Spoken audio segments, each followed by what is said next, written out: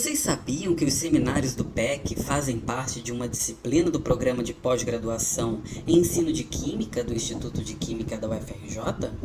Nestes seminários são convidados palestrantes externos, professores e estudantes do programa para debates entre os presentes sobre temas relevantes para o ensino de Química. Aproveite o próximo seminário. Tchau, tchau!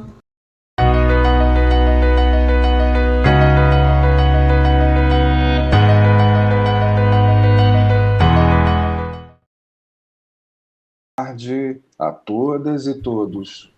Eu gostaria de primeiramente agradecer a presença de vocês nesta sessão e me coube o privilégio de apresentar o professor Alexandre Antunes. Bem, eu não vou fazer audiodescrição de currículo Lattes, né? Vou falar de forma emergente e imanente do prazer de ter, né, estar tendo, e espero continuar tendo de forma indefinida, a presença do professor Alexandre Antunes no Laboratório de Estudos em Semiótica e Educação Química. É assim, uma demanda pessoal minha, uma falta que eu sentia, ou seja, um articulador, uma pessoa com que eu pudesse ter uma referência de alteridade. Então, aqui já abro meu coração para a importância que Alexandre... Todo mundo chama o professor Alexandre Antunes de Antunes, mas eu insisto em marcar um território de exclusividade indicial e chamá-lo de Alexandre, bem, que é um profissional, um acadêmico de enorme experiência na educação básica a partir de sua trajetória profissional, ou seja, uma experiência que está conectada com a educação básica para além de textos e projetos e declarados lá no currículo Lattes, uma vivência da escola básica extremamente importante.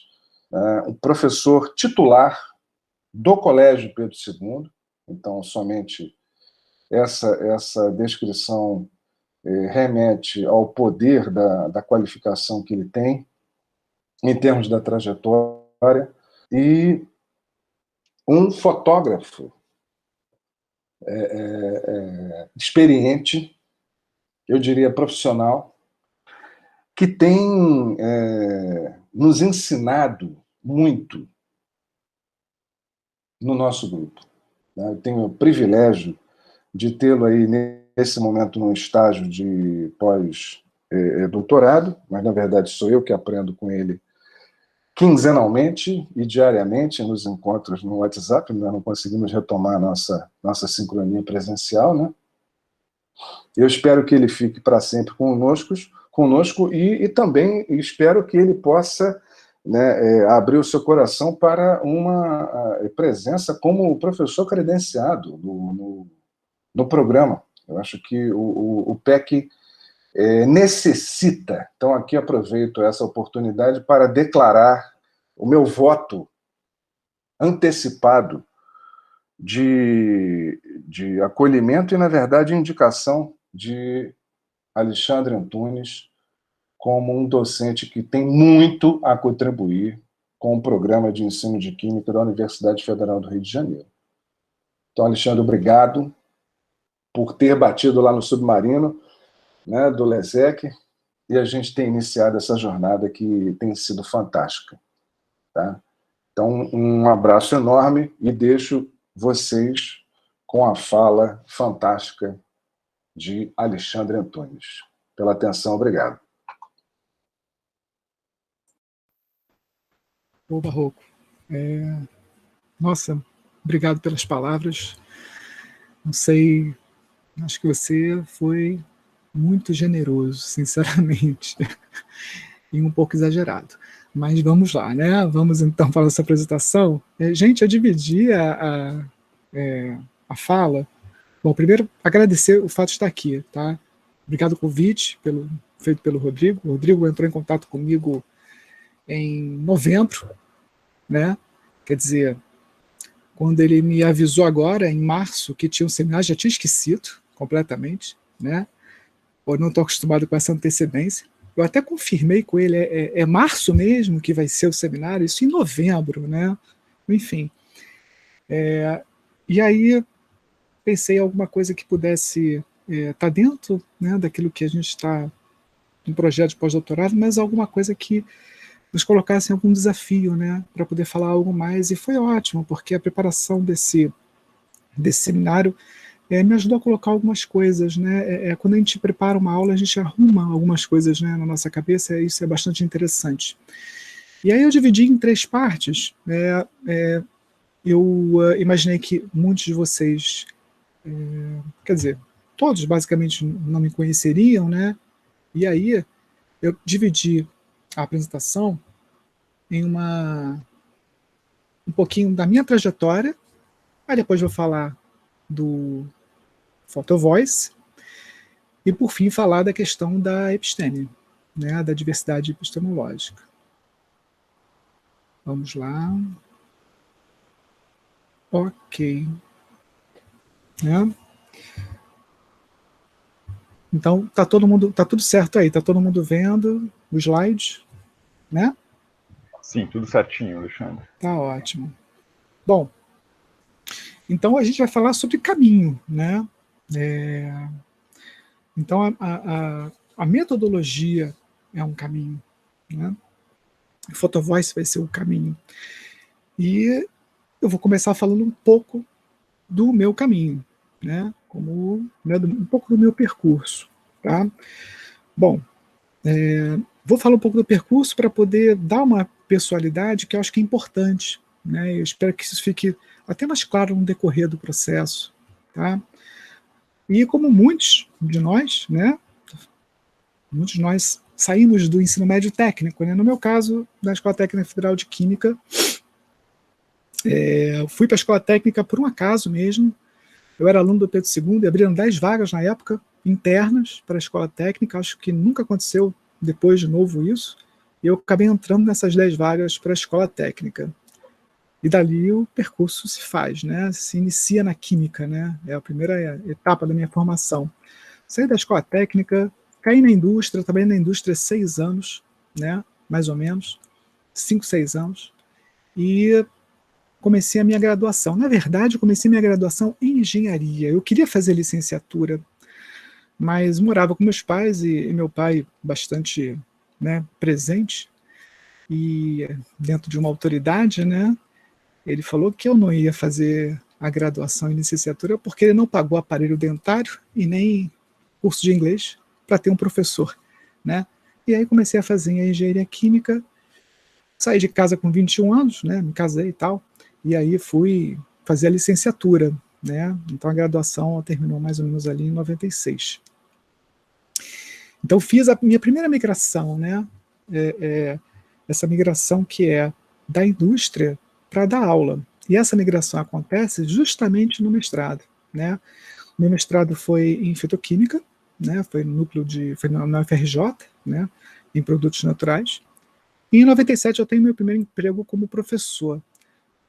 Na rede privada eu não consegui nada, não tinha indicação, não conhecia ninguém, não tinha experiência como professor, então foi concurso público mesmo, né?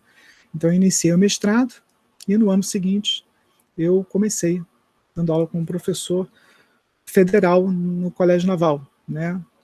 E foi um concurso fantástico, que tinha um candidato por vaga, então foi bastante difícil, mas, né, não conseguiu passar nesse concurso. E logo depois veio o doutorado, né? Também no núcleo de produtos naturais. E aí cabe uma observação interessante, 2 observações, até talvez 3, né? Eu quis fazer o doutorado em educação, mas na época o doutorado em educação era permitido para quem tivesse feito um mestrado em área correlata, que não era o meu caso. Então eu fui, na verdade, quase que, né, afunilado em ciência e natureza, né? Então eu continuei o doutorado. O doutorado se iniciou em fitoquímica, mas por razões externas eu acabei migrando para quântica, né? Fiz o doutorado em química teórica. E eu já trabalhava como professor, nesse caso, não no Colégio Naval, no Colégio Militar, e esse trabalho, né, assim, eu fico imaginando, né, essa coisa de estar em sala de aula no ensino médio e estar fazendo uma pesquisa de doutorado. Eu nunca naturalizei, né, essa situação. Sempre havia um certo incômodo, né, de estar pesquisando algo que, de alguma forma, deveria colaborar com a minha praxis em sala, né? Então, essa divisão, essa dicotomia, ela sempre me acompanhou, né? Principalmente quando eu estava em sala de aula. Na época, dava aula em outros colégios, enfim, né? E depois do doutorado veio, né? Terminando o doutorado, veio a questão da epistemologia, né? Um pouco inquieto que eu sou, essa questão da epistemologia surgiu com um livro que eu peguei aleatoriamente, né, Estrutura das Revoluções Científicas, do Thomas Kuhn. Né, eu fiquei assim, tomado com a leitura do livro, gostei demais do livro. E a partir dele eu fui ler Bachelard, muito em função de um livro da Letícia Parente e de um texto de uma professora minha da Escola Técnica, Alice Casimiro. E o Bachelard me ofereceu uma dificuldade enorme de leitura, né? E eu acabei começando a fazer o curso de filosofia na UERJ, né? E, na verdade, né, não imaginei, né? Mas era uma pretensão muito grande fazer um novo curso de graduação, não consegui terminar. Professor que tem de ensino médio hoje não, muitos anos, né? Professores de ensino médio com uma carga horária muito grande, né? Então, mais de 40 horas, tempos de hora-aula por semana, impede você de fazer determinadas coisas. Na verdade, essa carga horária, né, do professor do ensino médio tende a favorecer uma repetição e não alguma inovação, né? Então, a nossa profissão é uma profissão que deveria ter determinados toques, né, de renovação, principalmente de aprendizado, e nós, infelizmente, né, por diversas razões, a gente tende a repetir porque isso facilita a nossa vida, né, dentro dessas 40 tempos, 50 tempos por semana, né, que muitos colegas trabalham, o fazem. Né? Então, obviamente que o curso de graduação eu não finalizei, né? Mas foi uma experiência bastante interessante, né? E aí, depois deixa eu voltar aqui, ó, depois dessa tentativa da graduação, que me levou a várias leituras e foi bastante interessante, eu tive uma renovação, digamos assim, na minha vida, e aí eu descobri a fotografia e fui fazer o curso no Senac, né? Tive um problema, uma cisão, uma ruptura, todos nós passamos por isso, e a fotografia ela foi fundamental para mim, né? E aí, leituras em relação à técnica fotográfica, história da fotografia, o ato fotográfico, a recepção da fotografia, e foi assim bastante interessante, né? E a fotografia me mostrou umas coisas muito legais, né, em sala de aula, porque eu passei a sair de casa apenas assim, com a mochila para dar aula, mas com a máquina fotográfica dentro da mochila. Eu não saía de casa sem a câmera, né?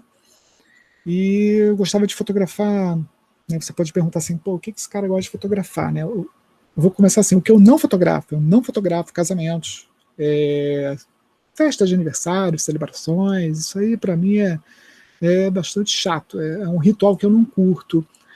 Agora, retratos, ensaios,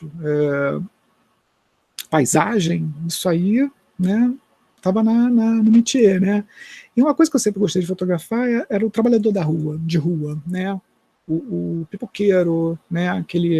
O ambulante, né? O cara que produzia alguma coisa e vendia, é uma coisa que sempre curti de fazer. E eu tirava foto e imprimia a foto e dava pro trabalhador, né? da forma como eu via, né?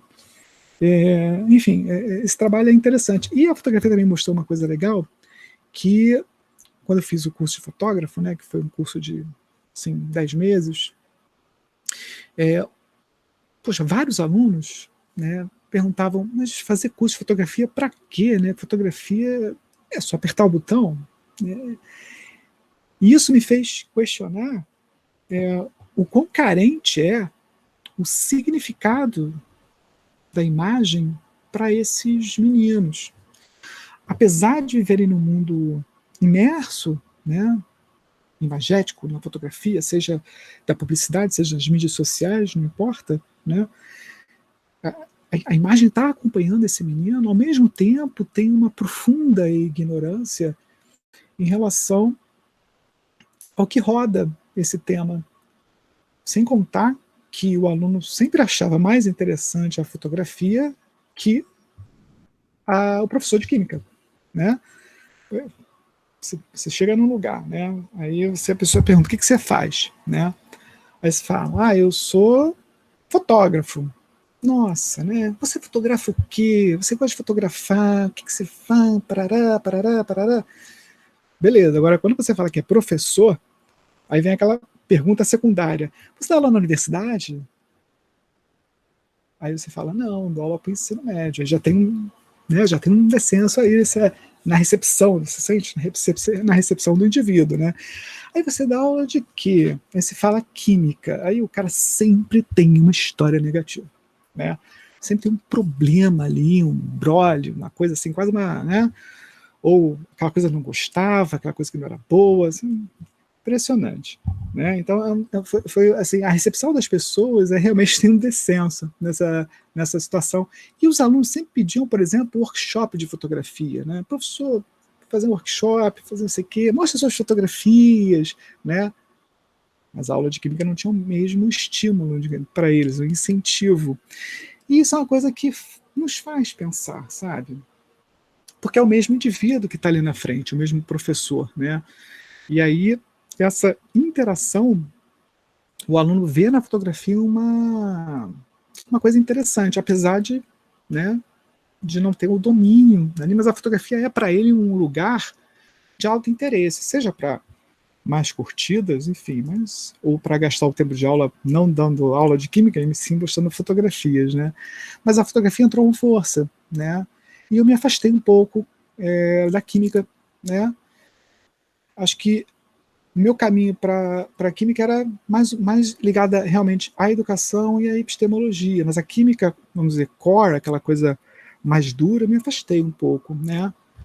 E durante esse trajeto, eu nunca pensei em me desligar do ensino médio, né? A minha intenção sempre foi, né, quando eu fiz a migração da indústria para dar aula, em nenhum momento eu pensei em sair da aula e ser fotógrafo, né? A fotografia seria algo ali dentro do hobby mesmo, né?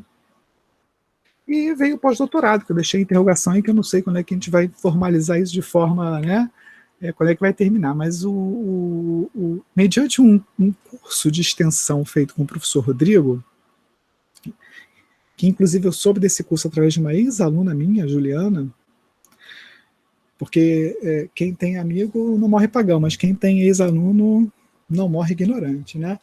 Então, essa minha ex-aluna, Juliana, ela mandou, não sei se foi pelo Facebook, mandou uma mensagem de um curso e me interessei sobre bacharel, né, sobre epistemologia, e falei, poxa, vou fazer, né?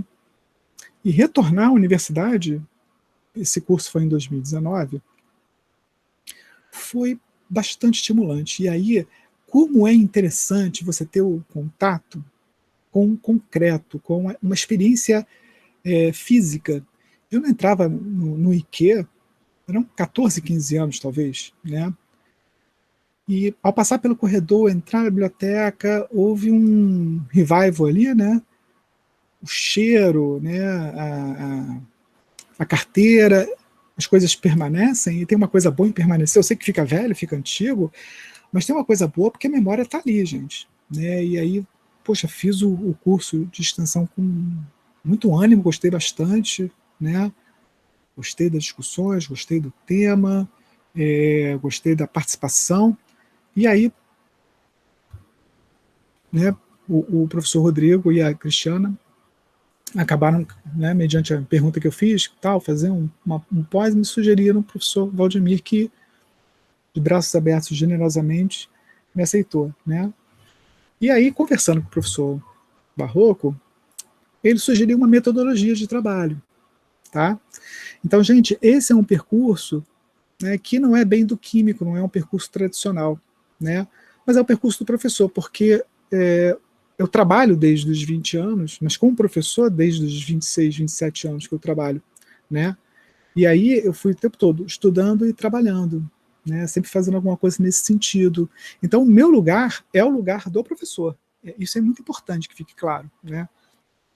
Não é o lugar do pesquisador, né? O meu lugar realmente o lugar que é o lugar do professor. Então, esse lugar, né, de onde eu falo, esse é o lugar de quem está ali junto com o aluno, né, e junto do colégio, daquela estrutura, daquela gestão, para a gente poder inovar, sair um pouco dessa repetição, apesar de todos os pesares, né? Bom, PhotoVoice. PhotoVoice é um método qualitativo de investigação, ação participativa visual, né? Parece aquela aula de química que a gente dá e dá as definições e o aluno fica, né, perdidinho com isso. Vamos destrinchar um pouco essa introdução. O VOICE, né, seria um acrônimo, né, de Voicing Our Individual Collective Experience. Quer dizer, a fotografia ela vai dar voz, né, dentro de um indivíduo ou dentro de um coletivo, e essa fotografia ela vai catalisar, ela vai estimular o trabalho de pesquisa, tá? Por isso que ele é visual, tá? O método qualitativo, ele vai se ocupar com um nível de entendimento do outro, né? Dos significados que aquele evento, aquele processo, né? Aquela realidade tem para o outro. Crenças, aspirações, preocupações, enfim. Dentro desse espaço que é exploratório, né? Dentro desse espaço exploratório que vai entrar o qualitativo, né? Agora, além de qualitativo, né, exploratório, ela é uma investigação, ação participativa. Então vamos lá. Olha só, investigação participativa. Quando você tem uma investigação participativa, porque você está investigando uma realidade, essa realidade tem os sujeitos envolvidos. Esses sujeitos envolvidos na realidade, eles vão participar do processo de pesquisa.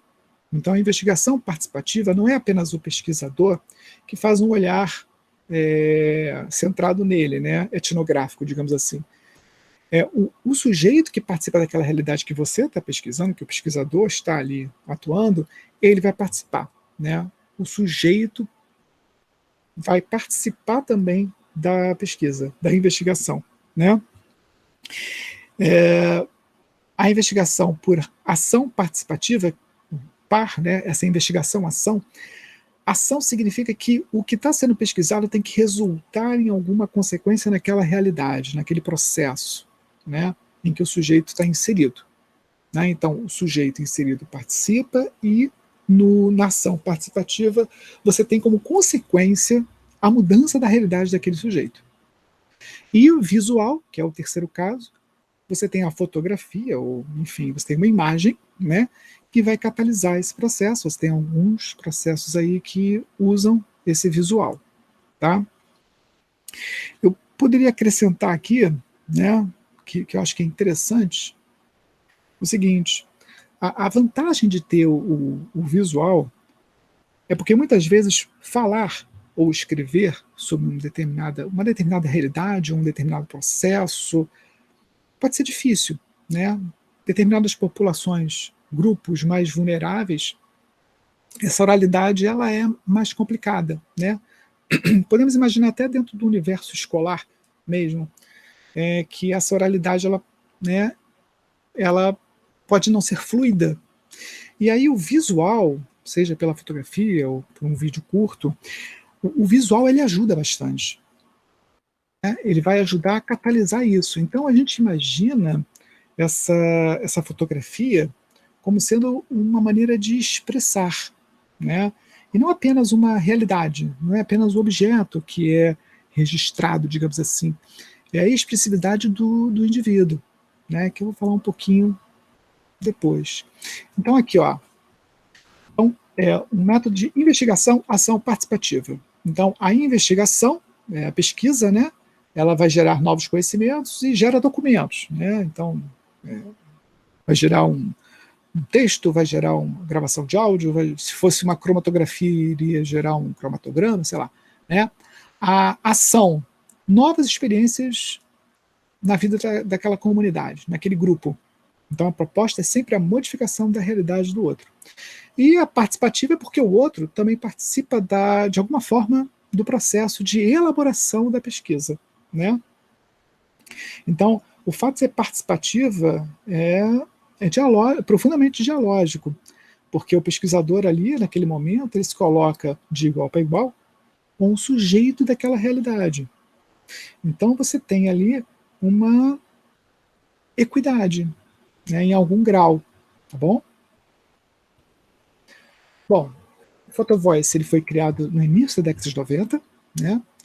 Ele foi criado por essas duas pesquisadoras, a Caroline Wang e a Mary Burgess, que fizeram um trabalho com mulheres camponesas numa cidade na China, né, uma cidade rural, Yunnan, né? E a base teórica do PhotoVoice, né, são as teorias feministas, o método de educação popular de Paulo Freire, e a fotografia documental, né? Então, assim, a fotografia documental é justamente a questão de como se expressar através da fotografia, né? De que forma isso pode acontecer, né? Não é só apenas o registro, né? Não é como se conta aquela história, né? E a questão do Paulo Freire é a educação libertária, da autonomia, em que o professor aprende, né? Etapa de PhotoVoice. Bom, vamos imaginar o seguinte, como nós estamos num grupo de professores, vamos imaginar uma realidade escolar, ou seja, o que nós temos que, vamos tentar imaginar essa metodologia aplicada em sala de aula, ok? Então vamos imaginar que eu tenha uma determinada questão a ser avaliada, né? Pode ser, por exemplo, ok? Você, gestor do colégio, gostaria de ver uma questão, tem um problema com disciplina escolar, por exemplo. Você, gestor do colégio, tem um problema com a disciplina escolar, né? Ou você, professor, vai trabalhar um determinado tema, por exemplo, que é um tema que aparece algumas vezes em PhotoVoice, que é a questão do meio ambiente, a questão do lixo, por exemplo, né? Então você gostaria de usar essa metodologia para trabalhar, seja no aspecto pedagógico, né, diretamente com o assunto, lixo, ou você, gestor do colégio, trabalhar com uma questão comportamental, atitudinal, que é a disciplina. Tá legal? Então, você tem que identificar qual o grupo que vai participar desse projeto, né? Então, se fosse uma questão disciplinar, a questão disciplinar envolve vários grupos, né? Envolve o aluno, envolve o pai do aluno, envolve o funcionário do colégio, envolve o professor, envolve supervisão. Então, esses componentes têm que estar dentro do grupo que vai participar da metodologia, e não apenas os alunos, né, todos envolvidos. Agora, se o processo é um processo dentro do âmbito pedagógico, e você quer avaliar, por exemplo, você quer dar uma aula sobre a questão de lixo, né, então vai estar envolvido apenas os alunos. Então, a identificação do tema e a identificação do grupo é bastante importante. A questão do convite, se for uma aula, todos os alunos vão ter que participar, não é verdade? E na questão da disciplina, você vai escolher representantes de cada grupo, né? Então, na sala de aula, você sabe como convencer seu aluno a participar. O seu aluno vai querer muito participar se você der uma nota para ele, né? Se valer nota, está ótimo, todos participarão, né? O ideal é que a participação seja voluntária, né? Que ele queira estar ali fazendo aquele trabalho. O ideal seria isso, tem maneiras de contornar, tem maneiras de fazer sem ser por nota, mas enfim, esse convite ele é importante, ele tem que ser envolvente, ele tem que ser convincente, de maneira que o sujeito queira participar desse processo, né? A apresentação seria a apresentação do que vai ser feito, né? Então, a gente vai fazer registros fotográficos com determinado tema, vamos gastar tanto tempo, vamos ter tantos encontros, vamos dividir a turma, se for o caso, né? E aí você faz a apresentação da metodologia, dos objetivos, e aí, nesse momento, angariar, digamos assim, sugestões, né? O que pode ser feito para alteração, o que eles sugerem que possa ser feito, de que maneira, se é coerente a maneira como está sendo feito, e aí, nesse momento, já fazer uma troca, né? O workshop seria falar sobre a técnica fotográfica, né? Não exatamente de apertar o botãozinho, né?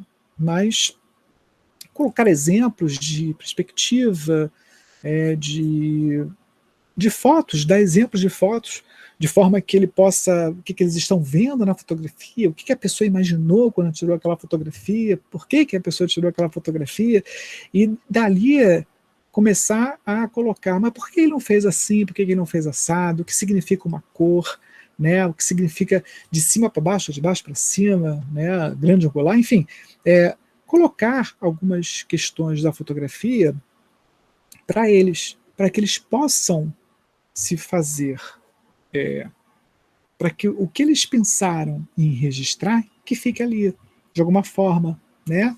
Para que eles se aproximem daquilo que eles imaginaram, ou aquilo que estão sentindo, aquilo que eles querem dizer, né? Então esse workshop não é ensinar a tirar foto, né? Mas ele se colocar no lugar do fotógrafo e no lugar daquele que está assistindo, lendo, interpretando a imagem dele. Aí vem a fotografia em si, né? O grupo vai tirar a fotografia, uma semana para tirar foto, não importa, isso é uma coisa flexível, né? E aí as fotografias são tiradas. As fotografias, elas são motivadas por uma questão, por um comando, né? Então, se o tema for lixo, por exemplo, aí pode-se imaginar o que nós podemos fazer para resolver essa questão, ou qual é o maior problema em relação a isso, né? Onde você encontra mais dificuldades relacionadas a esse tema, né? Bons exemplos, enfim, existem comandos que podem ser feitos, você pode dividir a turma em grupos e cada grupo ficar com um comando diferente, né? E aí você gera uma coleção de imagens que tem comandos diferentes, ok? Na questão da disciplina, você também pode, né, pedir para fotografar coisas em casa, se forem os pais, né? Coisas na escola, em relação aos alunos, em relação a professores, em relação a momentos, recreio, aula, enfim, aquilo que se... colocar comandos nesse sentido, né, para atender a questão da regulação da disciplina. Quais regras disciplinares são mais eficientes, ou quais regras disciplinares não funcionam, né? Enfim,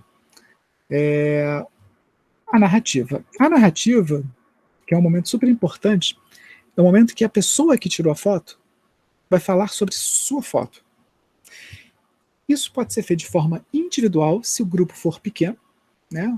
O sujeito que tirou a foto, ele vai falar direto com o professor, né? Ou com o pesquisador, enfim, a gente está falando do ambiente escolar, né? Vai falar com o professor pode gravar essa entrevista ou colocar uma espinha dorsal para que ele faça a narrativa por escrito, tá? Então essa narrativa ela pode ser individual, em que o aluno vai relatar vai falar sobre a fotografia. Nesse momento ele escolhe a fotografia, porque o que acontece muitas vezes é que um determinado tema, ele quis fotografar um exemplo, né? Ele quis fotografar a lixeira do colégio, aí ele tira 20 fotos da lixeira do colégio. Nesse momento ele vai escolher qual a fotografia que ele quer colocar. Não é o professor que escolhe, é o aluno que escolhe, né? E aí ele vai dizendo por que ele tirou aquela fotografia, né? Sobre essa narrativa eu vou falar um pouquinho depois. Essa narrativa também pode ser feita dentro do pequeno grupo, porque se você divide a turma em grupos de 3, 4 alunos, essa narrativa o aluno pode entregar a narrativa por escrito, né? E dentro desse pequeno grupo ter aquela discussão, discussão que envolve o mesmo comando, certo?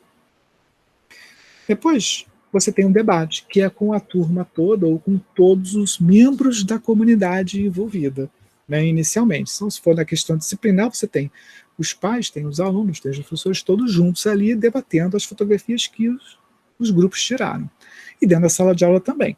Né, se forem comandos diferentes, fotografias diferentes, sob comandos diferentes, e se forem o mesmo comando, são fotografias diferentes do mesmo comando, que aí você tem um ponto de vista diferente. Né?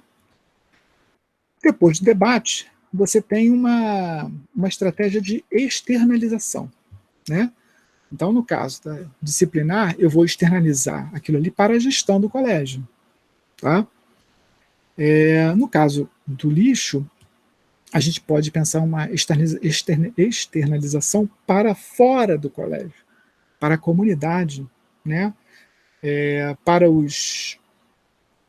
aqueles que decidem as políticas públicas, enfim, essa apresentação ela é elaborada pelos componentes, pelos sujeitos que tiraram aquelas fotografias, tá? Com a ajuda do professor, do pesquisador, mas são eles que vão dizer que fotografias, qual texto, de que forma, quem a gente pode sensibilizar com isso, né? Ou se for apenas uma apresentação acadêmica, uma apresentação para dentro do colégio. Pode ser uma apresentação para a universidade, por exemplo, que muitas vezes é um modelo para aquele colégio, né, que é a universidade. Então, enfim, tem maneiras daquilo ali de ser pensado para que possa melhorar, possa mudar a realidade daqueles sujeitos. Então, no caso da disciplina, é uma maneira de mudar a realidade daquele aluno, né, que ele pode se sentir muito agredido com as regras que são colocadas. Tá automático esse negócio aqui, eu não sei não. E no caso do lixo, no caso do meio ambiente, é a mudança, de repente, de uma condição precária de coleta de lixo ou de separação, né, seletiva, enfim, né, dependendo do tipo de questionamento que for realizado. Fazer um trabalho junto à prefeitura. Né? Bom, sobre a narrativa da foto. Existe um procedimento de um conjunto de perguntas que a pessoa que tirou a foto elabora um texto ou vai ser gravado um áudio, e essas perguntas elas estão ali no cerne, né, dessa narrativa. Então, o que está representado na foto? Ou seja, o que tem na foto? Que foto é essa? Foto de quê que você tirou? Essa é a primeira pergunta. Né? É bem do concreto mesmo. Né? É a fotografia da lixeira do primeiro andar do prédio, né? Ou a fotografia de um garoto que está sentado em cima de uma carteira, né? Sei lá, né? 2. O que realmente está acontecendo? Ou seja, como a fotografia é um instantâneo, você pode ter um processo acontecendo e a fotografia pega só, né, um instantâneo. Ou o que está acontecendo de forma implícita. Então, não é apenas o explícito. Tem algo que está acontecendo ali que está por trás. Então, é a segunda pergunta. O que realmente está acontecendo? E aí, né, detalha na sua narrativa. E de que forma isso se relaciona com as nossas vidas? Então, isso que está acontecendo implícito, explícito no processo, como isso se relaciona com as nossas vidas? E por que esse problema existe? Então, essas 4 primeiras perguntas, elas estão relacionadas à maneira como aquele problema se apresenta. Né? E as 2 últimas perguntas, também dentro da narrativa, como podemos nos capacitar para enfrentar tal questão? Ele já está apontando para uma solução. E 6. E o que podemos fazer? Como sujeitos ativos desse processo, disciplinar dentro da escola, o aluno tem um papel ativo na questão do lixo também. O que a gente pode fazer? Com quem a gente pode falar? Né? O que a gente pode fazer de prático para tentar resolver essa questão? Né? Então, esses 2 últimos estão dentro da possibilidade da ação, né, do processo de pesquisa. Eu peguei um artigo, na verdade não vou destrinchar o artigo, é só para dar um exemplo, né, a Photovoice como uma ferramenta pedagógica, né, e, tem um curso de introdução à química, né, para artes, para filosofia, né, para ciências que não são, né, da natureza. Legal? Eu só fiquei na dúvida se tinha alguma área biomédica aí, porque eu não sei, no Brasil não teria, né, na área biomédica, bom, enfim, porque tinham 2 disciplinas, ele fez um trabalho com 2 turmas, uma delas o currículo era Inclusive lembrou a nossa BNCC, porque eu anotei isso. Onde está? Era sobre, uma turma era, o tema, né, que ele ia abordar durante o semestre seria o ar, água, energia. Então o que ele fez? Ele dividiu a turma em grupos, né, e cada grupo pegou um desses temas. Uma turma, foram 38 alunos no total, com 2 turmas. Então mais ou menos 19 alunos por turma. Então uma turma pegou ar, água e energia, dividiu a turma em 3 grupos e fez isso. E gerou as fotografias, cada grupo com um comando diferente, eles resolveram que tipo de comando, né? E a outra turma foi sobre a vida, e aí dividiu em 3 temas também, relacionados à vida, que seria o lixo, a atividade física e drogas. Né? Então cada grupo também foi trabalhar com isso. E todos os artigos que a gente vê relacionados à PhotoVoice, eles sempre relatam o maior grau de engajamento do aluno após o processo. Então, seria, pedagogicamente, já tem uma ação envolvida na realidade desse sujeito com a sala de aula, né, que é o maior grau de engajamento. O pesquisador relata que muitos alunos vão fazer a disciplina de química, introdução à química, só para cumprir a carga horária que eles precisam.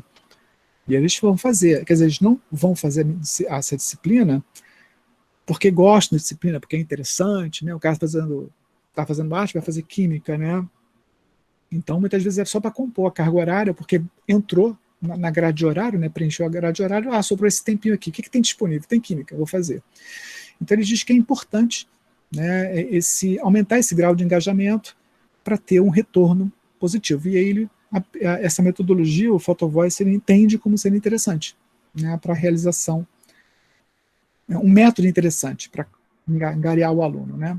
Enfim, as vantagens da PhotoVoice são várias, né?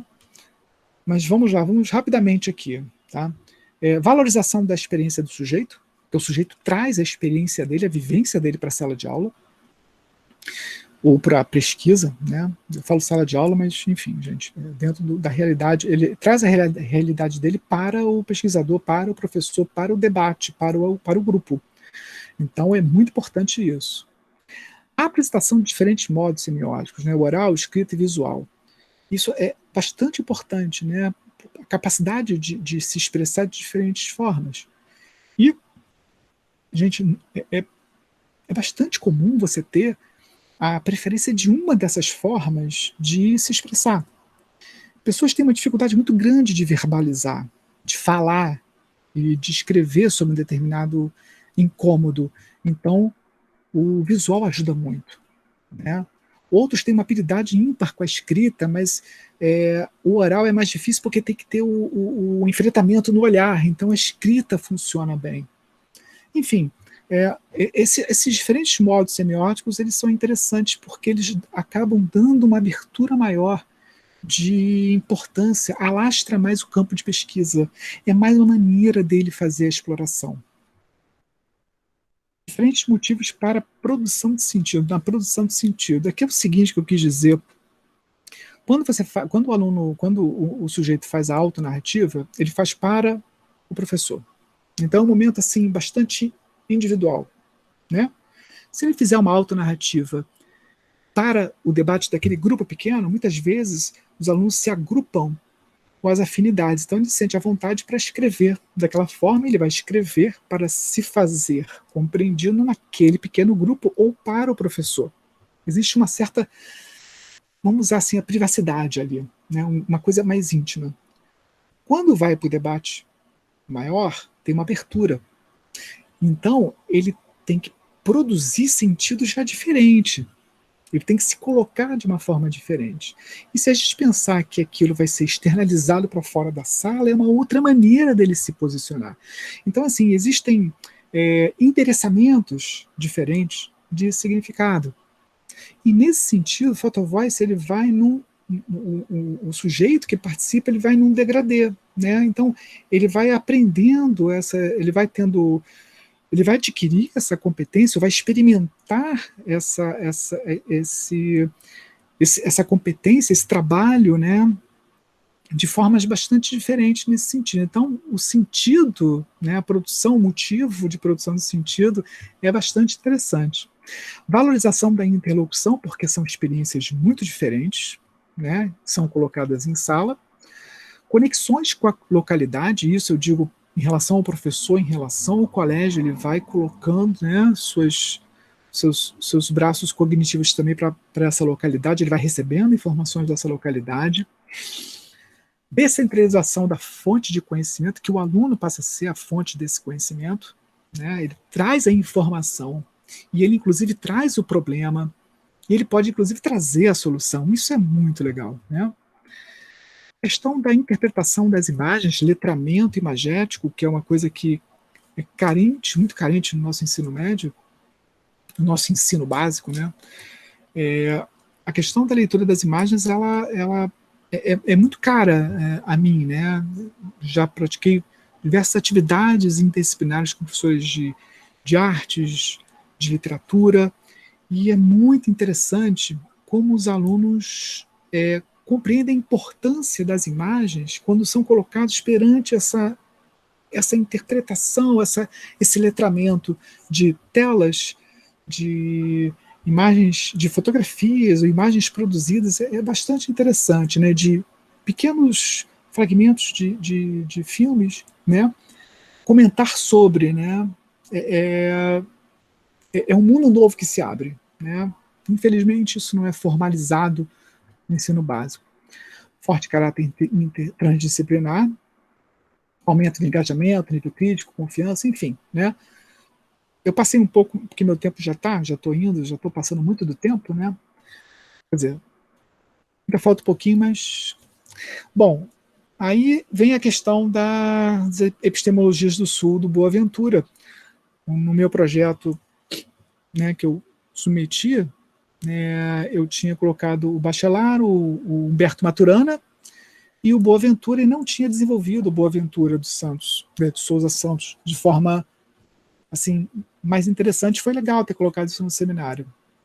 Bom, o que eu vou falar um pouco está dentro desse livro, né, da Epistemologias do Sul, um livro da Cortez, 2017, da editora Cortez, em que o Boaventura vai escrever com a Maria Paula, que é a grande parceira ali de trabalho dele. E tem 2 artigos disponíveis, né? Epistemologias do Sul no Mundo Fora do Mapa, e esse aqui, que é um texto muito semelhante com o que está no livro dele, porque nesse livro tem diversos autores, né? E o texto que está aqui é muito parecido com o que está no livro, que é o capítulo 1, tá? Bom, então eu aconselho, né? Eu usei esses textos para falar um pouquinho sobre as epistemologias do Sul. Bom, ele vai colocar a epistemologia como sendo toda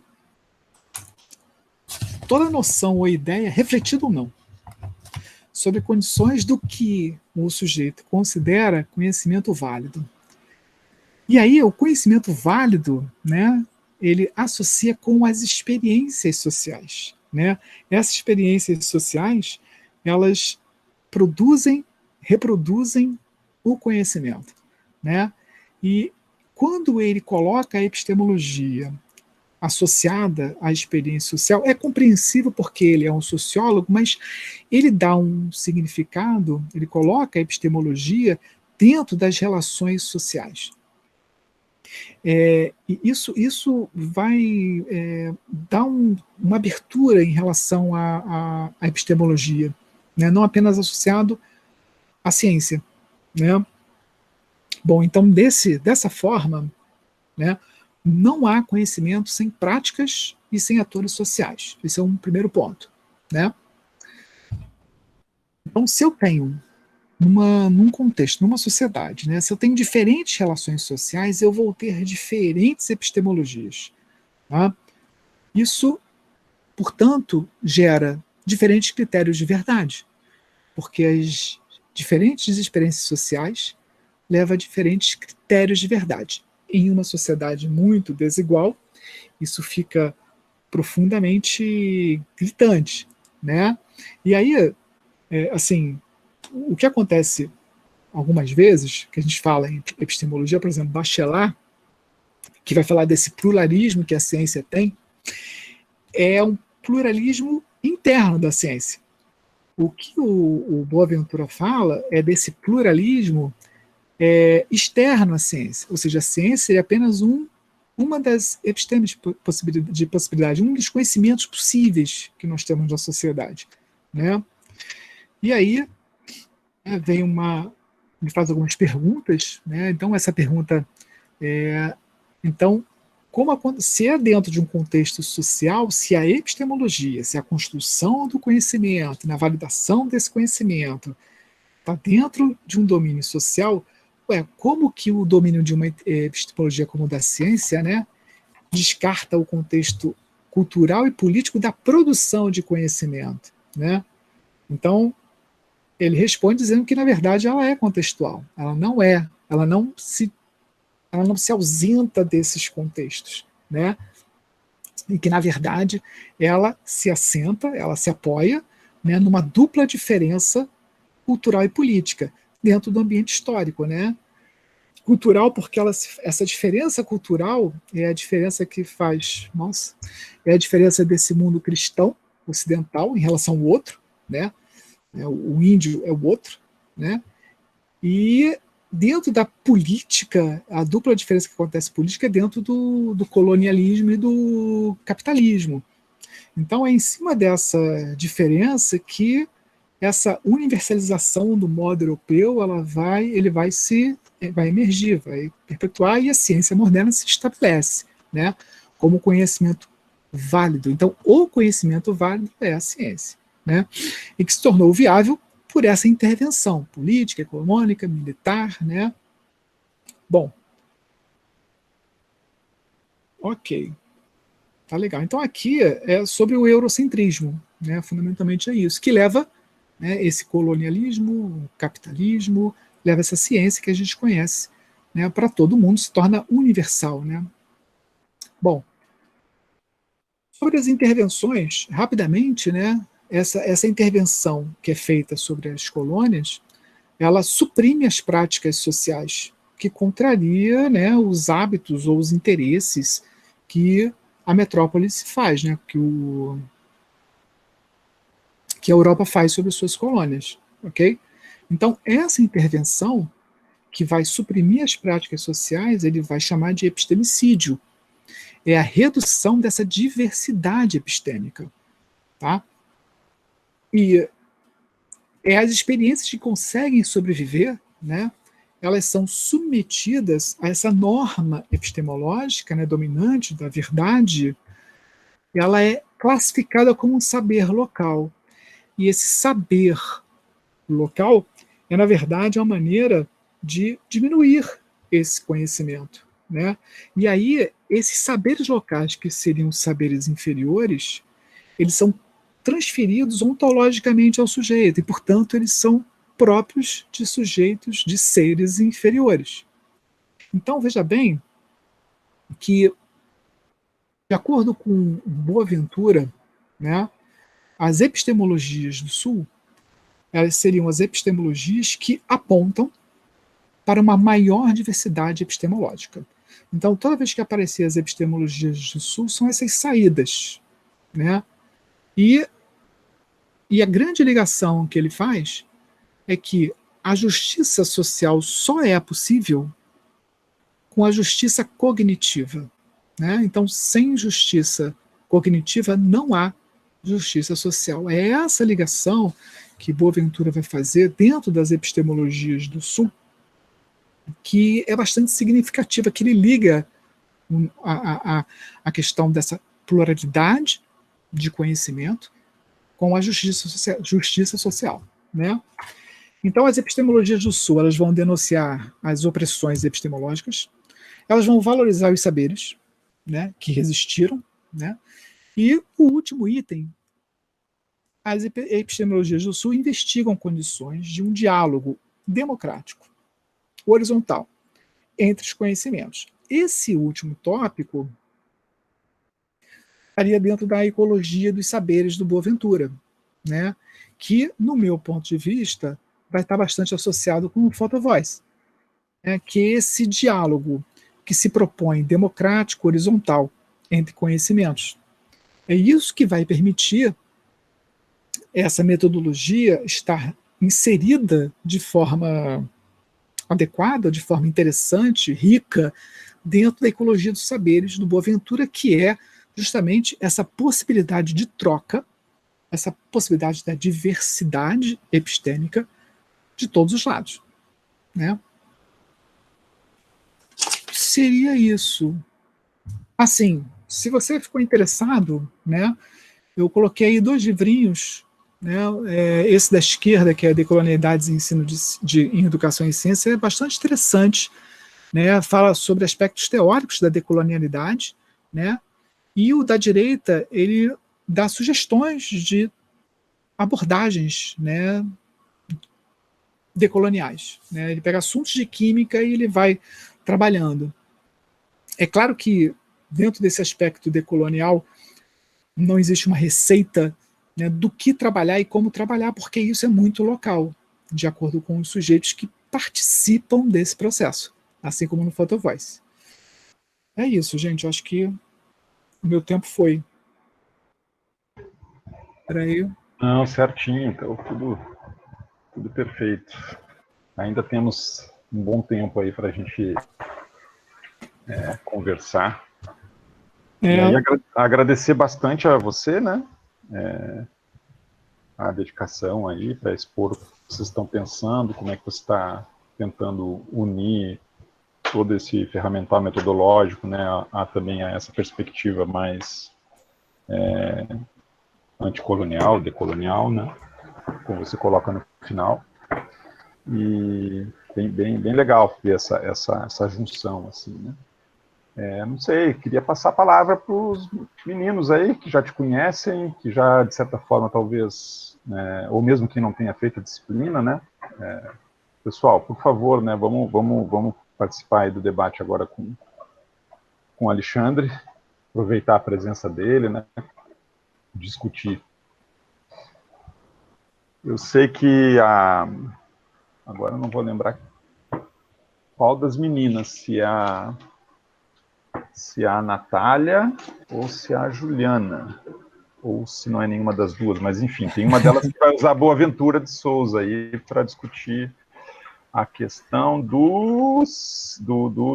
agora acho que a última coisa que ele publicou, né, aí da pedagogia do vírus, com relação à questão do documentário que ela está produzindo aí com professores nessa época de pandemia.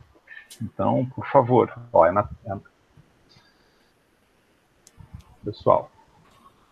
Sou eu mesmo, professor. Então, a Natália, isso aí. Mas a pergunta que eu ia fazer, que eu fiquei interessada, foi mais lá para o início da apresentação, na parte da semiótica, né? Que você colocou, Alexandre, a questão dos diferentes sentidos que são atribuídos dependendo do modo, né? Como ali o indivíduo ele vai fazer a descrição da foto, se é por meio da escrita, por meio de um áudio. E aí você vê não sei se eu vou conseguir explicar, mas você vê alguma possibilidade de investigar como esses sentidos se manifestam de formas diferentes quando muda, né, essa forma que se a forma é visual, se a forma é em áudio ou se é escrita? Natália, assim, o mais interessante é você ter todas as maneiras, né? O visual, ele está dentro do processo, então o visual vai acontecer. É porque eu li alguns artigos que colocam apenas a oralidade e outros artigos que dão uma preferência à escrita, né? Então, assim, pelo que a gente observa, essa diversidade é o mais interessante. A escrita é legal em população, em grupos que tenham uma formação melhor. Então, por exemplo, se você trabalha com alunos do ensino médio, tá? O aluno do ensino médio já tem uma competência para escrever, tal, não sei o quê. Então, isso é interessante que ele escreva, porque o ato da escrita é um ato de ida e volta, né? A oralidade é uma só, né? Então, vai num caminho só. A oralidade, ela tem um frescor do pensamento, tá? porque são poucas as pessoas que ficam pensando e falam, ainda mais o aluno que é mais reativo, digamos assim. Já no caso da escrita, eu escrevo, aí não, apago o parágrafo, apago a palavra, procuro a outra melhor, que não sei o quê. Então tem uma ida e volta, tem uma maturação, tem uma sedimentação, né? Então você coleta coisas diferentes, você acaba coletando coisas diferentes do oral e do escrito. O que eu acho assim muito interessante é as duas coisas, ok? Agora, o oral tem uma vantagem de você tentar pegar desprevenido, porque se você faz uma pergunta que desconcerta, né, você pode pescar alguma coisa que ele não quer dizer, digamos assim. Eu sei que não é sessão de psicanálise, nada disso, mas, né, existe uma coisa do momento da relação do oral ali, existe uma coisa do momento que pode ser bastante útil se o pesquisador, se o professor conseguir trabalhar, né? Mas eu acho que é por aí, Natália. Mas era justamente nisso que eu estava pensando mesmo, nessa questão de quando a gente, às vezes, essa diferença de quando a gente escreve, a gente acaba parando primeiro para pensar. Já quando a gente começa a falar, as coisas parecem que fluem, né, de uma forma mais natural. Eu estava pensando justamente nisso, é muito legal, gostei bastante. Eu acho que a oralidade tem muitas vantagens, além da pessoalidade, né? Aquela coisa de, sabe? Acho que funciona, pelo menos comigo, as pessoas conversam mais do que escrevem, se expõem mais quando falam do que quando escrevem. Apesar de não ter feito a metodologia photovoice, né, na prática mesmo, né, você tem uma riqueza de relatos na fala, né, se o indivíduo se sente à vontade, né, mais do que da escrita. Né. Sim, sim.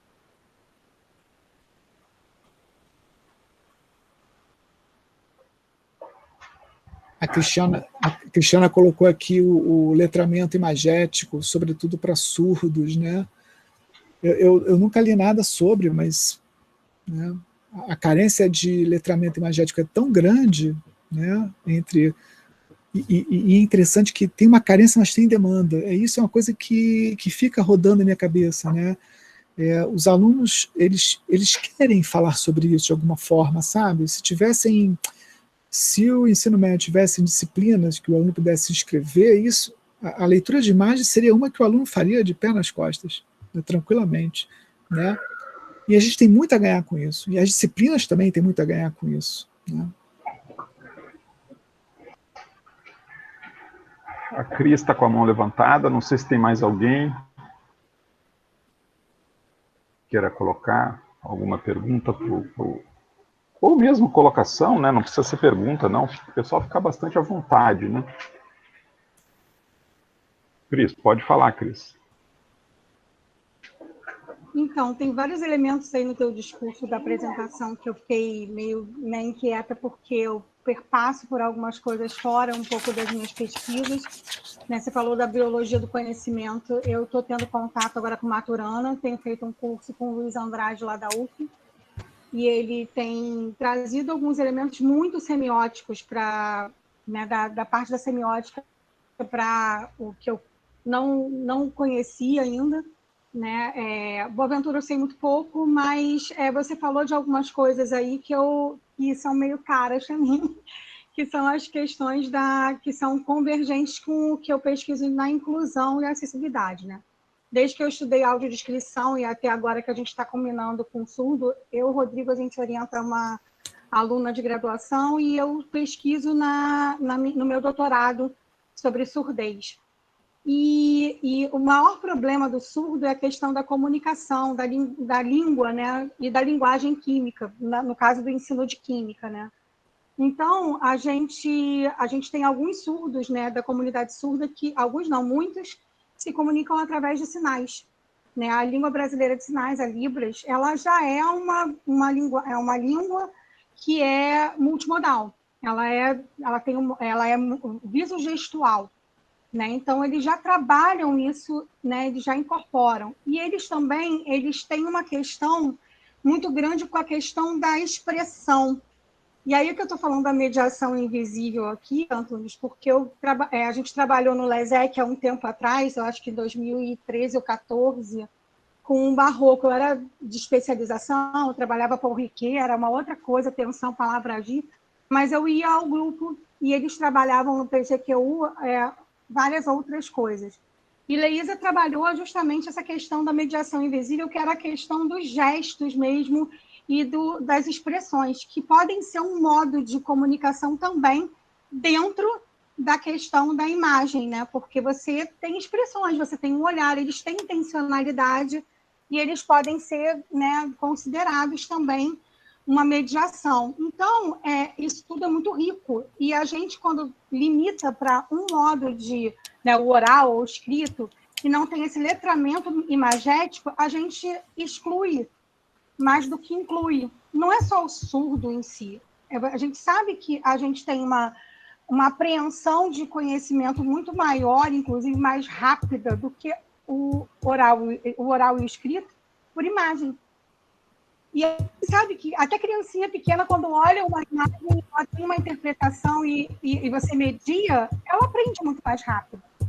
E quem não tem a comunicação oral e escreve mal o português e tem um conflito linguístico grande, pode se prevalecer dessa questão da multimodalidade através da imagem.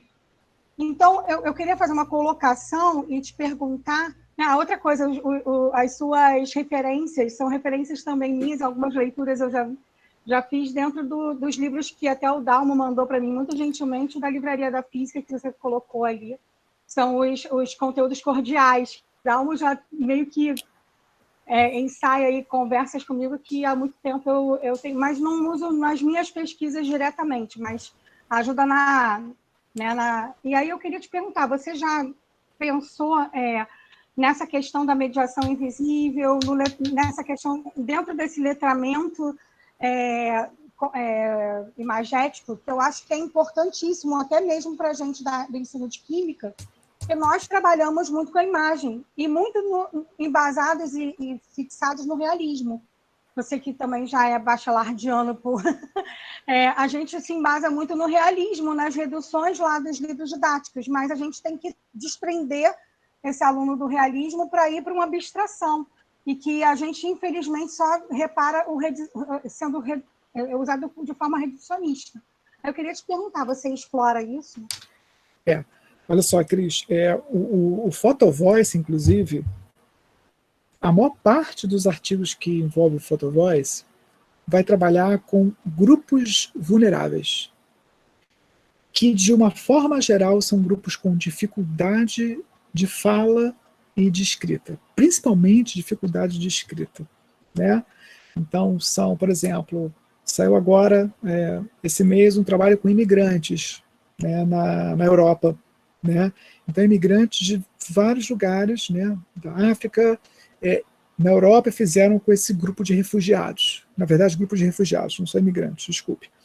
Grupos de refugiados. Então, eles usaram metodologia Photovoice e se basearam bastante na leitura imagética, muito mais do que na fala, porque tem uma dificuldade de expressão na língua, não sei se foi em inglês, acho mesmo, ou francês, enfim. Né? Então, a questão da língua, ela fica em segundo lugar nesses casos.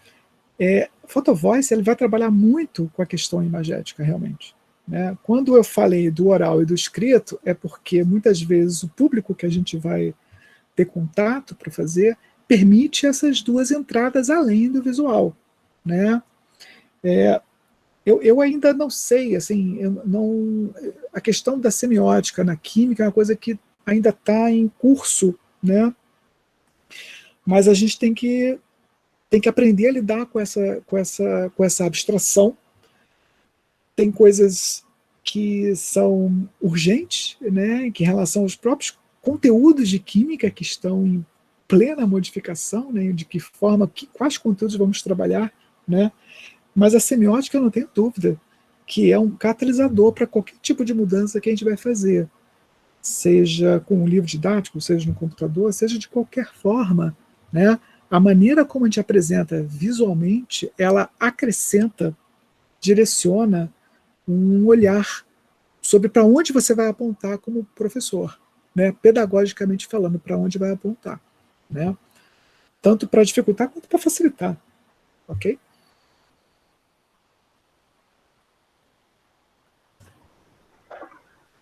E aí, pessoal, mais alguém para conversar temos um tempinho ainda, né?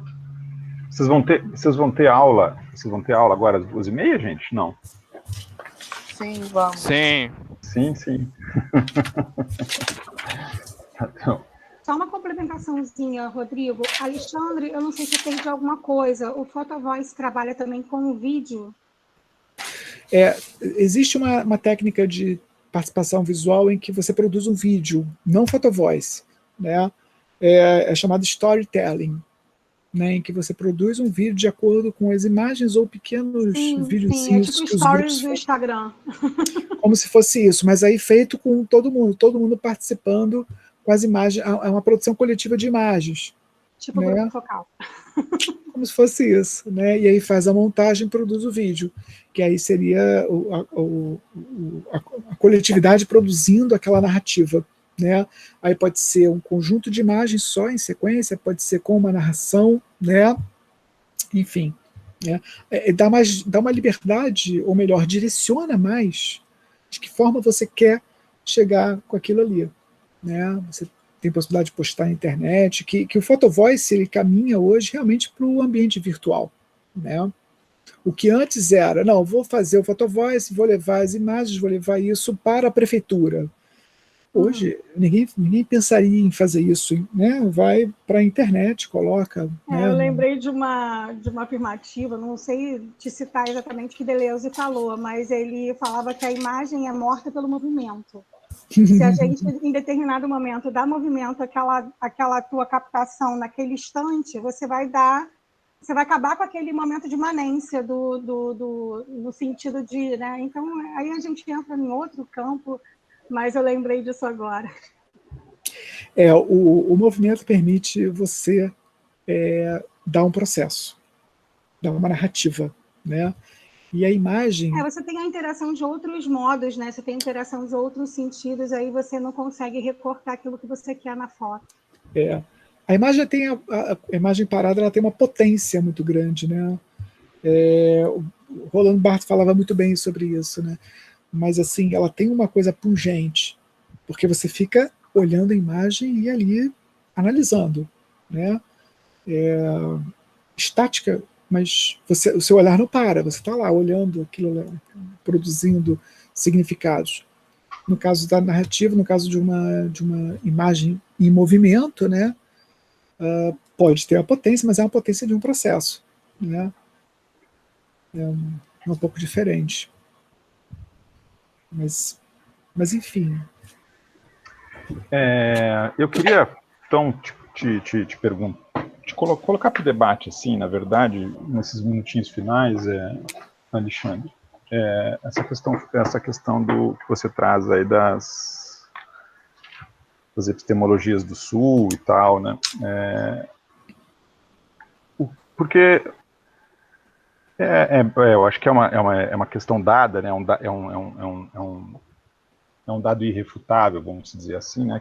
Que o capitalismo, né? Ele a partir da sua forma de desenvolvimento, né, ele esmagou diferentes culturas, né, então a partir das suas formas coloniais, né, colonialistas e tal, né, esmagou diferentes culturas e essa coisa toda, né, e portanto a partir do seu estabelecimento, né, hegemônico e tal, foi destruindo, né, saberes, foi apagando saberes, né. Como você coloca ali, um epistemicídio, né? Não só, enfim, foi matando pessoas, né? E saberes, como a gente está vivendo exatamente agora, um momento desse, né? Que é a pandemia, né? Eu queria, na verdade, colocar assim, porque uma coisa é isso, né? E a gente entender como é que se dá, né, o desenvolvimento da ciência, como é que se dá a construção do conhecimento científico, essa coisa toda, né? Respeitando as diferentes culturas e tal. Mas não te parece, a minha pergunta é, não, né, se não me pergunta ou colocar para o debate, né, que essa, assim, que fica tudo, se você olhar de uma maneira também sem nenhum crivo, né, de critério de verdade, né, porque assim, se a verdade é para mim de um jeito e para ti de outro, né, sem a gente ter esse critério de verdade do ponto de vista mais materialista, né, não te parece que a gente faz a crítica, mas também coloca assim, o bebê e a água junto, fora, né, da bacia, fazendo uma crítica que, no fundo, acaba também tirando as questões dos critérios objetivos, enfim, da interpretação materialista do que vem a ser conhecimento científico? Rodrigo, assim, é bastante pertinente, né, a sua colocação. Por exemplo, o que vai mover o conhecimento são as perguntas que nós fazemos em relação à realidade, né? Uma das forças motrizes aí, uma das, né, maneiras de você andar. Então, se eu tenho, por exemplo, uma pergunta sobre a própria epidemia, sobre a vacina, né, que é uma questão atual, de que forma eu posso trabalhar com essa pandemia? De que forma eu posso reduzir os danos dessa pandemia? De que forma eu posso passar com o menor número de mortes? Essa pergunta, ela pode oferecer várias possibilidades de resposta, né? A principal resposta que nós temos hoje seria a da ciência. A ciência se pergunta isso, e a ciência traz respostas para isso, né? Se eu perguntasse, né, eu quero fazer uma empreitada, eu quero ir à Lua, ou eu quero criar um carro que voe, não sei, né? Imaginar alguma coisa nesse sentido. Essa pergunta, ela é muito orientada para uma resposta que é dada pela ciência e pela tecnologia, né? Agora, no caso da pandemia, eu tenho possibilidades de respostas, por exemplo, com o saber ancestral, saber tradicional, né? Me parece que tem uma etnia em Rondônia que fez um compêndio de ervas que ajudam na imunologia, né? E colocou na internet, colocou para os locais, quem quisesse, parará, parará. Ela não nega a ciência, mas ela oferece uma outra oportunidade, né? Não conheço, né? Não tive acesso, né? Mas esse conhecimento ele tem que ser, digamos assim, ouvido. Por quê? Porque a resposta, a pergunta que eles estão se fazendo também é a mesma que a ciência está fazendo. De que forma eu posso fazer para melhorar? Ele dá a resposta de acordo com o conhecimento que eles têm, né? Agora, na medida em que eu tenho uma outra pergunta que a ciência, por exemplo, não tem uma resposta, porque ela não se faz essa pergunta, na verdade, não é que não tenha resposta, né? Se eu quero preservar a biodiversidade da Amazônia, quais são as estratégias? A ciência ela não te dá essa resposta, porque na verdade ela não se faz essa pergunta de forma direta dessa maneira, né? Essa pergunta ela é feita pelos índios. Então os índios têm uma maneira de responder isso, porque essa pergunta está presente o tempo todo com eles. Agora, se eu tenho perguntas diferentes, eu tenho métodos diferentes, né? Eu tenho a ciência de um lado, que pode me dar resposta, e eu posso ter uma pergunta que não interessa a ciência, e eu tenho outras possibilidades de resposta, né? Em relação a quando você falou sobre isso, me vem à mente esse descrédito que alguns dão em relação à ciência, por exemplo, né? Em relação à pandemia, por exemplo. Então, quando você diz que não tem que tomar vacina, né, qual é o argumento que é dado? Na verdade, o que move essa pergunta, né, o que move essa negação, não é a pergunta que a ciência se faz, não é a pergunta que nós nos fazemos, o que eu posso fazer para melhorar, né, o que eu posso fazer para evitar os danos dessa pandemia. E a pessoa muitas vezes usa o argumento do efeito de manada, que é científico, né? Então, assim, No meu entender, existe uma diversidade de experiências, uma diversidade de perguntas, né? E nem todas essas perguntas a ciência está a se fazer, né? E, portanto, nós temos diferentes formas de resposta, né? Eu acho que seria mais ou menos por aí, Rodrigo, que eu penso, né?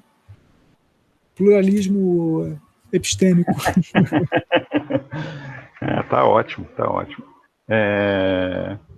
Porque quando você dá esse exemplo, percebe, eu acho que sim, é claro que isso já é uma discussão longa, né?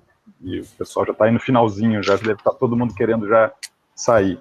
Mas é quando você diz assim, o saber indígena dá uma resposta, né, com os extratos, as coisas, no fundo parece que é a mesma forma de responder, né?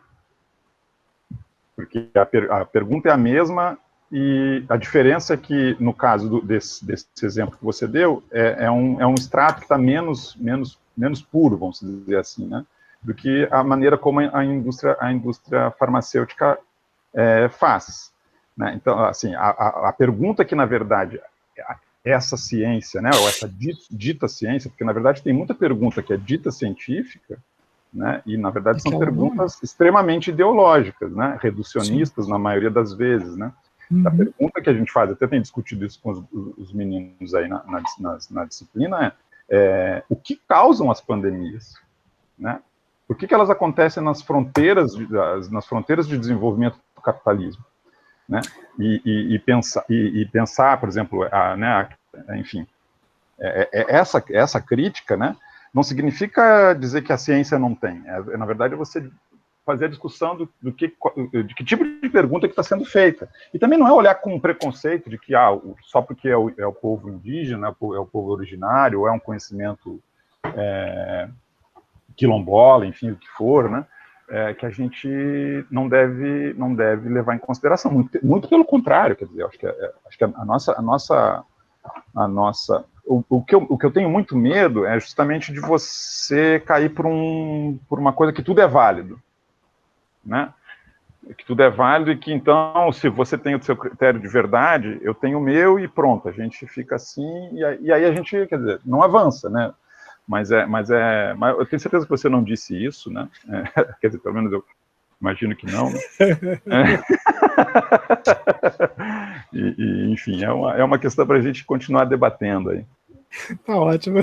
Mas fala aí, pode, faça, por favor, deixa eu ser o mestre de cerimônias e passar as suas considerações finais. Não, tranquilo, Rodrigo. Olha só, você me lembrou de um livro do Rob Wallace, né, que fala sobre origem de pandemias, né, associado com monoculturas genéticas. Muito interessante. Não sei se você leu o livro, achei bem legal, né, em que ele já previa uma pandemia em 2015, ele fazia uma previsão de pandemia, mas não com coronavírus, e sim com influenza, né?